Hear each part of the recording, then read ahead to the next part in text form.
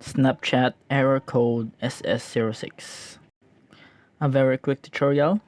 For more videos like this, click that subscribe button and also turn that bell on for more notifications about this channel. So where we're going first is the Play Store. Of course, we will search Snapchat and search for or check for updates.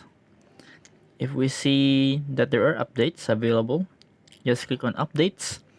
But if there are no more updates available, then just leave it like that and it's fine.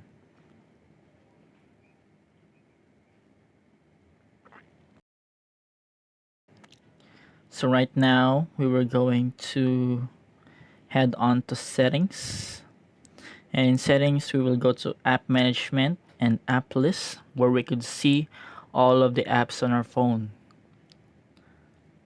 So of course we were going to search and go to Snapchat.